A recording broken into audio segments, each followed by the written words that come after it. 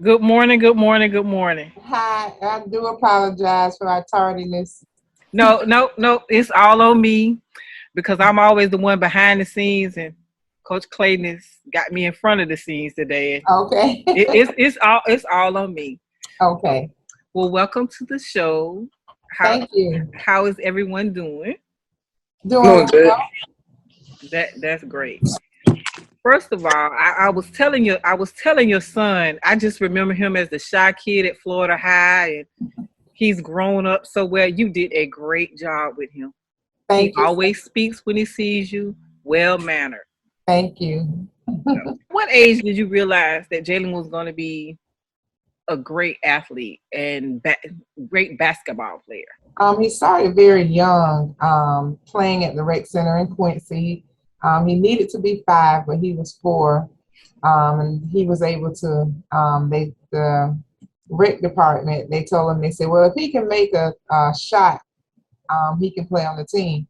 So at 4, he hit a 3-pointer. And Okay. they grabbed the ball and they said he can play. But when I really knew his talents, he was at Crossroad Middle School, Hmm. 8th grade, and they recruited him to start playing on the varsity team. Wow. He would be the go-to guy, even with the older players. I think that year he played on the B team, he played on JV, and he played on varsity. So around about 8th grade, you could see the special talents in him. Okay. So, so Jalen, I heard that your mother was a very, very good basketball player, and I'm assuming that you got your talents from her. Yes, ma'am. Okay. Yeah, because Coach Clayton said, she throw her elbow, do whatever she had to do. She get a little mean with it, but she could play. Did you play any other sports? Growing up, I kind of played like flag football and t-ball, and but like as I got to like middle school, like I just like realized that like none of those sports were for me, so I just stuck with basketball. Okay. Okay. I feel like she just did like all the little things that like people don't see, like just like supporting me, always like having like conversations, like encouraging me, like every morning and night, just like telling me I can do it. Like growing up, she always like took me to camps, like even if they were like out of the state, she just took me everywhere. Took me to all my AAU games and tournaments. Far, she did like all the small stuff that like people really don't realize. Like when it comes down to it. Mom, what has been your biggest obstacle with making sure Jalen was successful?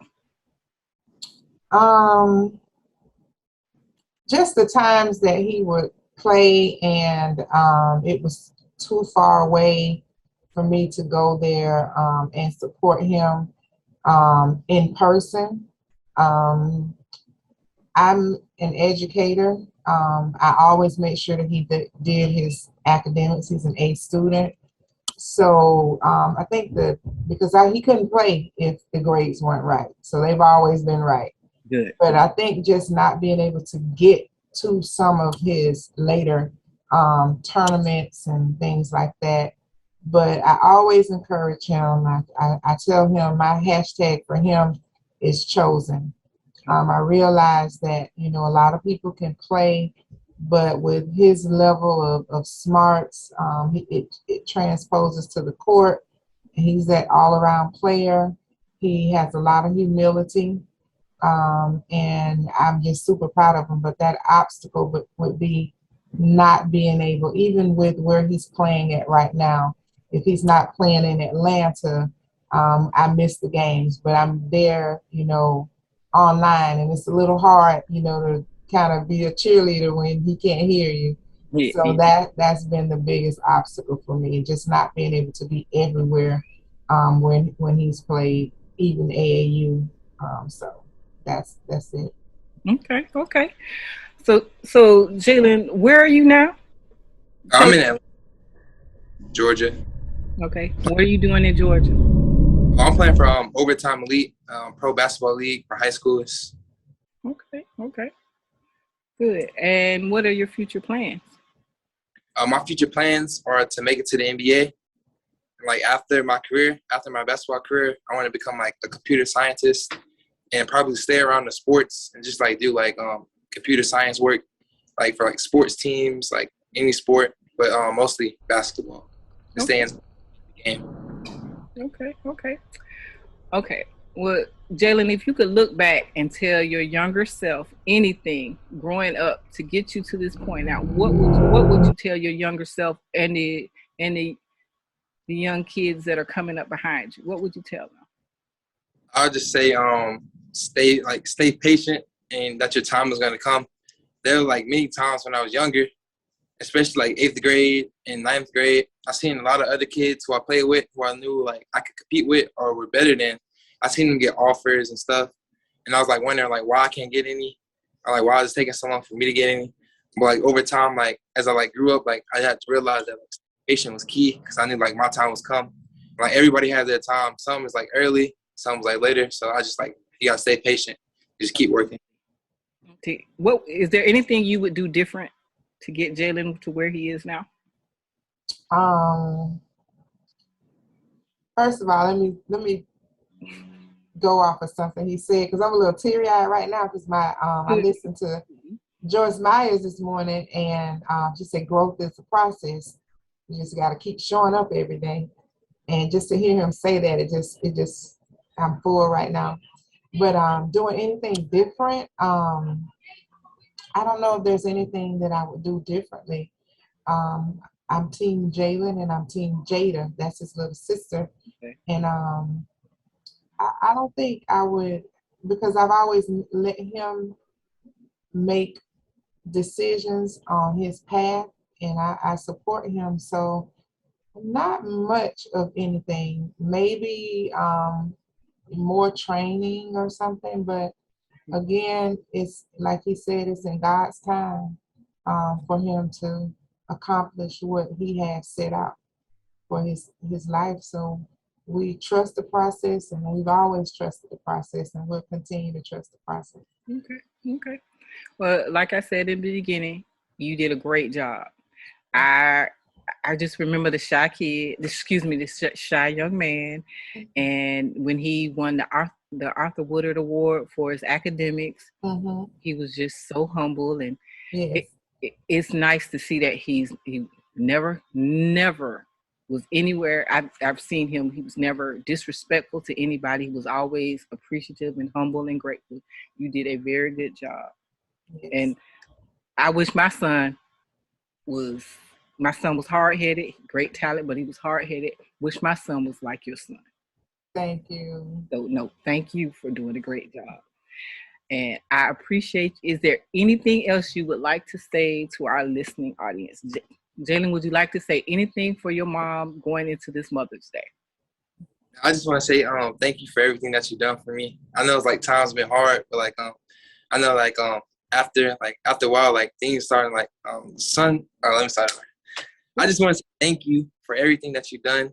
I know that times have been hard, but like we stayed together, all the family stayed together, and like we pushed through it, and we're gonna keep pushing through it. Okay, thank you.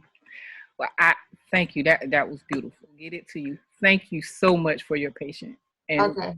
all right, thank you. Yes, Thank Mom. you. It's so yes, yes. We are very proud of your baby. Thank you so much. Thank you. Bye bye. All right. Bye bye.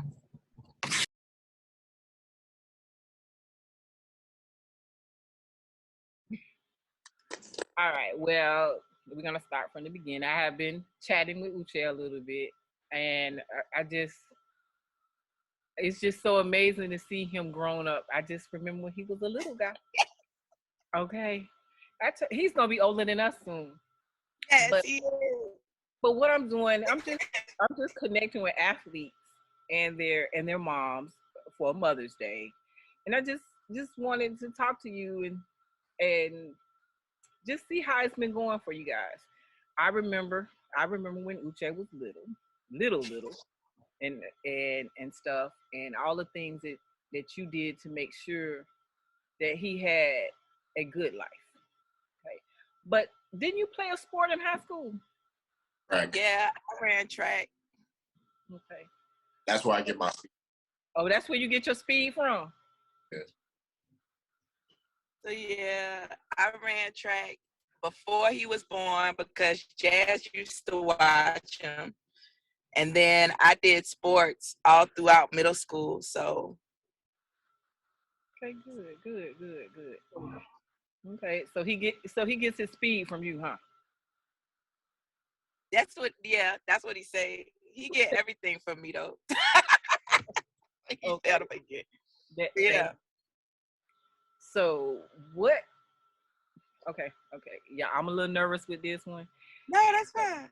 So, what what challenges did you have with him in sports?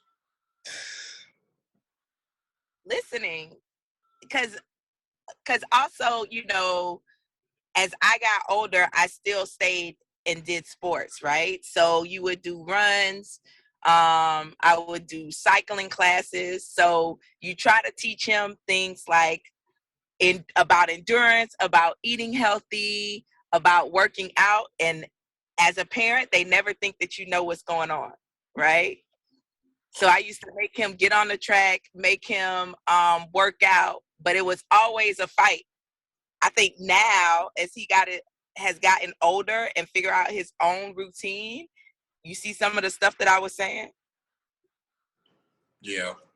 So I think the biggest thing is just the fight, because they, as teenagers, our kids growing up, they think they know everything. Well, yeah, we were like that. We truly were like that. Okay. So Uche, you so some of those things she told you came to heart, huh? Yeah. But I think it was just more of the connection that me and her had like early on, because in the beginning, like I said, me and my mom butted heads a lot, and I believe that was because I hanged out with my grandparents and I chilled with my grandparents while she was in high school more than I chilled with her. So when it came to like when it was just me and her in Louisiana, just me and her, um, yeah, there was like some push, some pulls in sports, but looking back on it, just looking how it affects me now, it comes in a very big, helps me in a very big way. And I'm about to say, like, and she knows I'm hard headed. So once you can tell me the advice, but it's not gonna hit me until it actually happens. When it actually happens, okay, now I understand. So yeah, I don't know. Did you run into any obstacles like um you know, I know I had a problem with the young ladies Yes. after like that's my baby. No, that's my baby. Why are you over here? But yeah, you had problems with them trying to keep them away from from your child? I think because Uche kept to himself. So I don't even think it was females. Maybe his senior year, it was females. But Yeah, it's just, yeah, he ran at his own beat. So it wasn't really the females. It was more acclimating to school and like not wanting to be popular and fit those trends, and having to be in the in crowd. I think that was the issue. Because although he was good in football, he still didn't hang out with all the popular people, right? So he kind of was a loner. So it's like dealing with that and teaching him that you still have to interact with people that you might not like, that you feel are mean. And it's going to be even worse when you're like in a team atmosphere, because everybody wants you to act as a team, but your teammates don't always act friendly, right? So it's just teaching him like that, how to work those interactions early than like having to do it as an adult. I think that was the biggest issue. Okay. Uche, you have anything to add to that? um, I guess. Ooh, so during, let's see, I guess you could say, yeah, you could say ninth grade. Ninth grade is where like I only really had three friends, Matthew, Trey, and I think somebody else. I always hanged out with them because at the end of the day, I thought popular people were not like, I don't care if you're popular. I don't care if you're not popular. I'm about to say, regardless, you're just like me. no matter what you got. And I always got made fun of in class. Got everybody, a lot of people started teasing me. I think that's where I started to be a loner, because at the end of the day, like I knew I had to do this by myself. Like I had to, like nobody was gonna help me in high school when it came to like classmates. So I knew I had to go and like dominate to myself. So I think just being a loner, I felt like the only people that got me is my family. Like these people, I ain't gonna see these people in high school. These people, like for prom, I went to the gym. Like my mom had to force me to go to my prom my senior year. Wow. Okay. Forced me to go to homecoming like my senior year. But everything else, I went to the gym, I lifted weights, because I felt like people that's going to prom, the people that's going to homecoming, they're wasting time, and I'm, you know, building something for myself. Because at the end of the day, I gotta be successful one way or the other. Tell my family, tell my brother, tell my father. I gotta do whatever it takes, whatever I'm trying to do. What would you tell him to do differently in ninth grade? I think we would do his recruiting process differently. Okay. I don't think I would necessarily change how we raised him or some of the stuff we instilled, but I think not understanding the recruiting process when it comes to football and all of the things that they look for, because they start looking at these kids now in middle school, right? Not getting their tapes together, not contacting schools earlier, so they always had an eye on them. Like nobody knows that, right? So although he went, And then trusting. trusting people.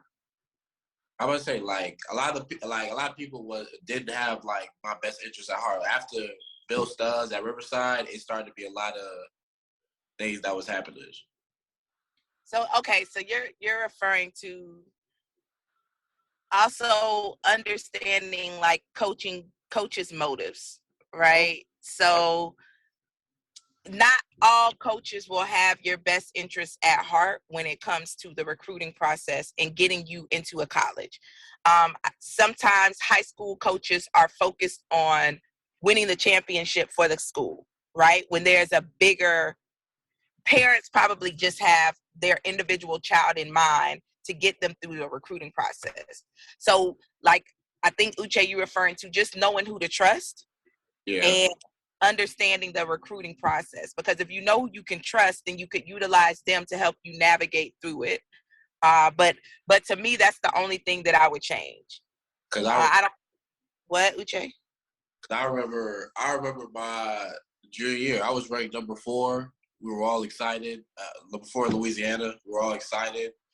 And you gave me that list of colleges that could possibly suit the either engineering degree or the kinesiology degree. I understand that, because I had someone tell me, I was lucky. I had someone tell me, hey, they're not just recruiting your child, they're recruiting you too. What? Yeah. And I didn't understand that at first. And then he sat me down and told me, they're recruiting you too. They're thinking, hey, your son gonna be here 4 or 5 years, coming too. And that's and that's sad. And then you have some people that really do have your kids' interests at heart. They want your child to be successful. And then they have those latcher honors. Oh yeah, your son to the league. I'm gonna be right there with him. So, friends and family come out the woodwork. How is it? How are you able to balance school and academic? I mean, school and academic. Excuse me. School and football. I think it's more of, I think this is the one thing my mom always taught me, is time management. Set the schedule for yourself and set time for yourself in order for you to get what you need to do done. I always look at my classes first, see what I have, and then I go straight to football and try to schedule it. With my coaches are old heads, so they pull whatever is out there behind, and then boom, hey, you need to be here at this time. I was like, yes, sir. So it's all about just time management for me. Looking at what I have and then just create a schedule. Okay. And I was try to do for every spring, summer, fall semester. I do. I got practice in the afternoon. Okay, what class can I take in the morning? Morning. And I just go from there. Else either one of you would like to say before we leave? Uh, I would say this because it's almost Mother's Day, and hopefully I don't forget. But most likely, because of work and workouts and stuff like that, I'm probably gonna forget. But I just want to let my mother know, even though I give you like a hard time, money, stress, headaches, just just know that I really love you. That's honestly coming from the heart, and I really do, because a lot of stuff you helped me do, a lot of stuff you helped me learn, and a lot of the things that you put instilled in me, I try to use it on a daily basis, and I'm glad that I had a mother like you in order to help me through life. I know a lot of people don't have mothers.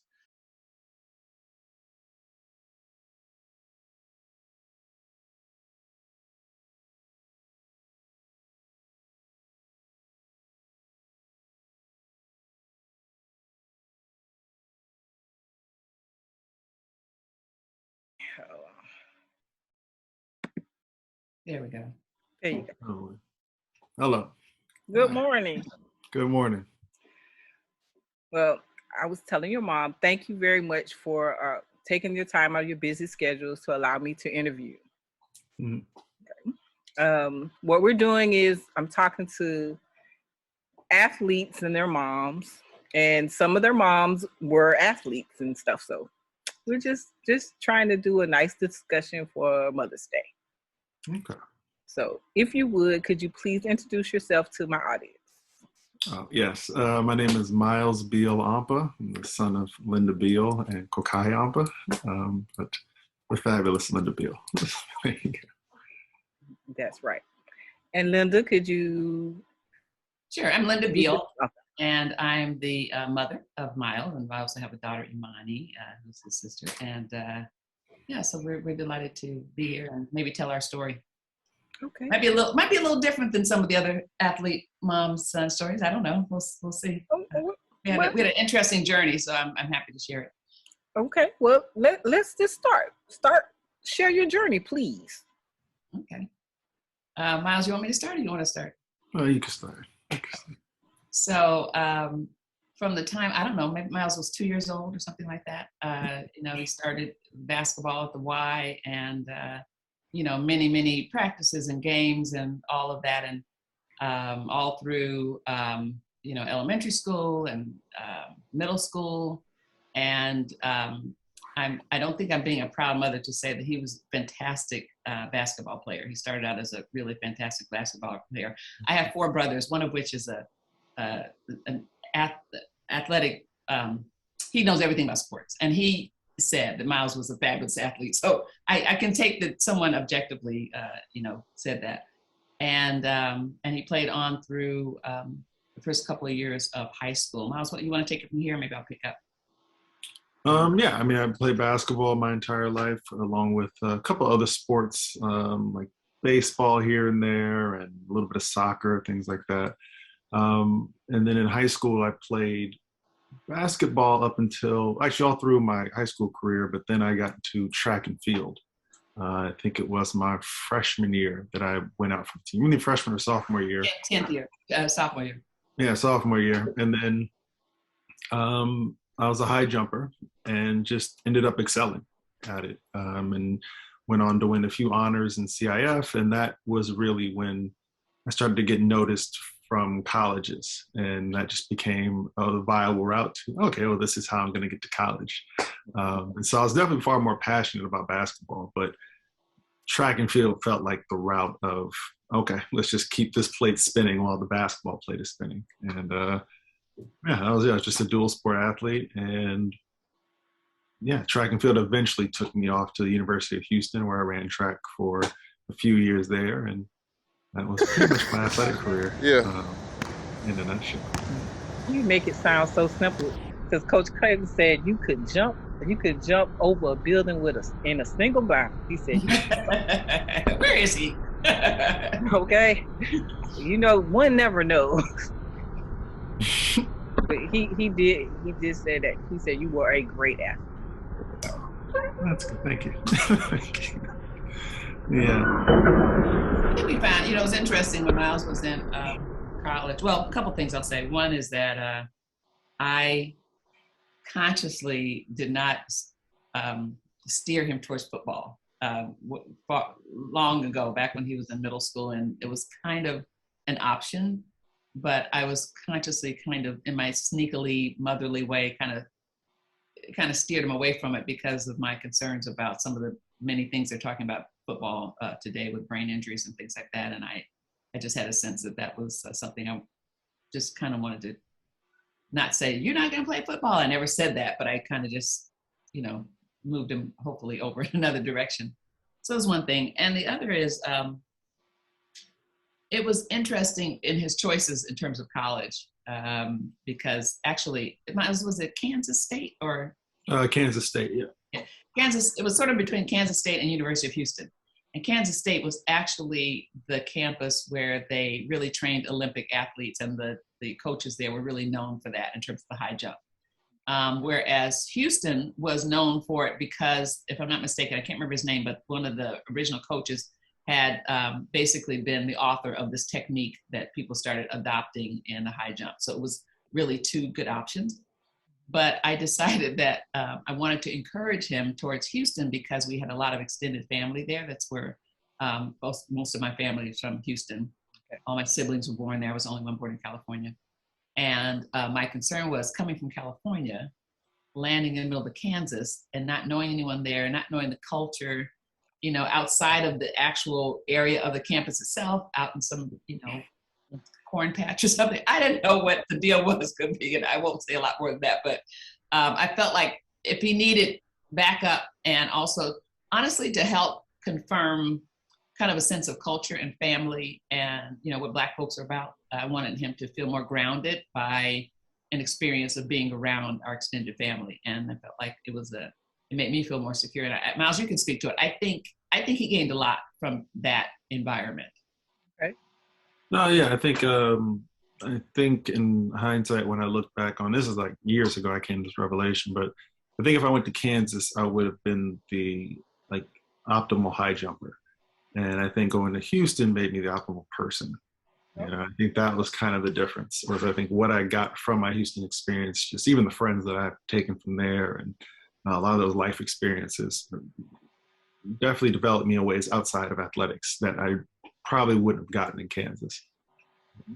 Okay. Well, Linda, did you play any sports growing up? No, I was not. Actually, not really competitive sports until I later wound up playing tennis quite a bit of tennis.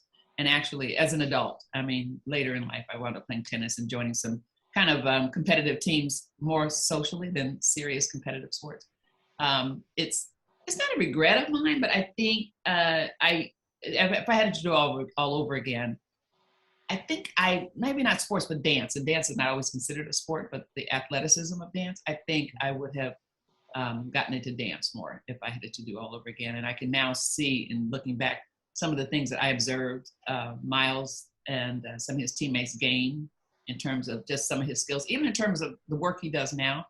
I think that the discipline and so many things he learned playing sports really have applied to his success now in terms of his current career. That's just my observation. Okay. Well, Miles, what is your current career? I'm currently working film and television as a location manager. So I scout and prep locations for filming. That's my current career, but it is very much like we're a department rotating teams from show to show to show. And so there's a lot of intersections between just understanding how to deal with a team and how to take accountability for things and how to, it's really interesting. Just in general, like a lot of my friends that have been in athletics will talk a lot about how you can almost tell people in the workforce who have played sports and who haven't. And so there's a lot of or done something, whether it's whether it's like dance related or in acting. Like you can just tell people who are used to working with others, and you kind of take it for granted when you play sports your whole life because you're every Saturday doing that, and then you're hanging out with people that play sports. So you start to think everyone has these experiences, and everyone is every day failing and being comfortable with learning how to fail and step back up the next day. And then you learn it's like, oh no, most people don't actually engage in that like type of introspective grind daily, and then you just see people who are easily defeated by failure or don't understand how to push through when they're tired or just things like that. And it's just a very interesting dynamic when you're in the workforce. You're just like, yeah, okay, yeah, this is like level one, and then you keep going. But it serves as an advantage, I guess I'll say, in the field. Yeah. Okay. Okay, so I'm going to have him tell them some of the film projects you worked on, so they'll know. One of the most notable ones I've worked on, King Richard, starring Will Smith, the Winning Time HBO series, Dolomite, starring Eddie Murphy. What else have I done? Agents of S.H.I.E.L.D., the Marvel show, and Roman Israel with Denzel Washington. Okay, you got me at Denzel now. Okay, but yeah. All right, those are usually one of those will catch. One of those will get somewhere. Well, I've seen pretty much all of those. So okay, and I love Dolomite because it was different. It wasn't this. It was just how it was filmed. It was different to me. I enjoyed it because I remember growing up sneaking and listening to Dolomite. So yes. I'm glad you worked on those. But getting back to what you were saying about, you can tell people who have not been on teams, that really does make a difference. That really does show when you're in a different work environment. When you're in a work environment, excuse me, I'm a little nervous. So I apologize. But because you can see now, I've noticed, got some people, they're 60, 70 years old. Their old coach might be almost 90, but if their coach is coming, they snap right in. The coach said that, and they just straighten up. So it's a level of respect that you earn for authority by being in a team sport, in my opinion, because my son's just hard-headed, but it's okay. But that's really true. That's really a good point. Okay. So you Linda, you mentioned that Miles has a sister. So was she involved in sports as well? No, but that's the funniest question because Miles is 6'3" or 6'4". I always want to say 6'4". 6'4". And my daughter's 5'11". Their dad was real tall. And so it's very funny because she had no interest in sports whatsoever. And even though I remember when she was little, and I used to take them to play softball. And my mom, who was living at the time, came to one of the games and asked my daughter, she said, well, how are you enjoying, playing softball? And my daughter said, well, I enjoy the refreshments. That was about it. Okay. So, but because she was so tall, people always asked her. It was so much.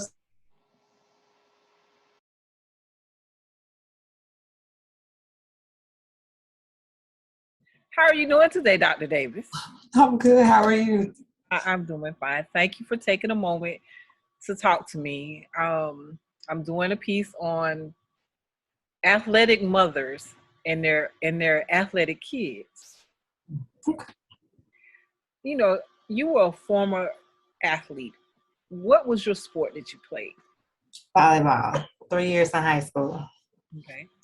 Did you want to play volleyball in college?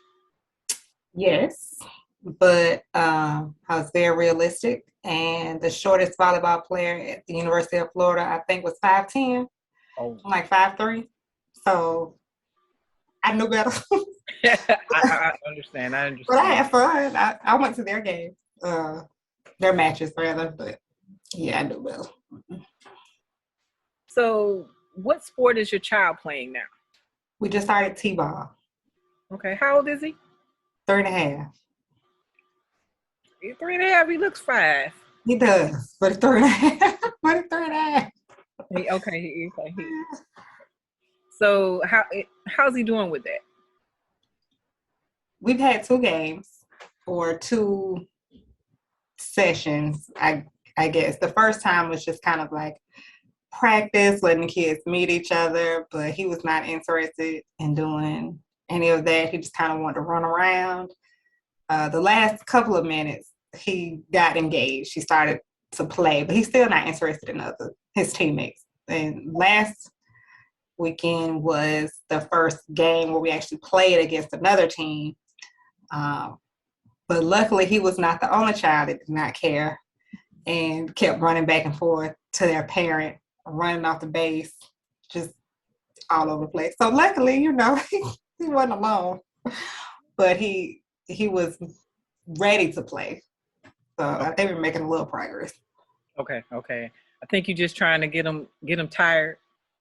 No, yeah, we play so early in the morning Okay. that it don't really help. Okay. But that's the plan. Okay. So, what other sports do you think he might be interested in? He likes soccer, so we have been looking for a soccer instructional camp so he can learn it first. But they sell out so fast, so we're looking into that and swimming.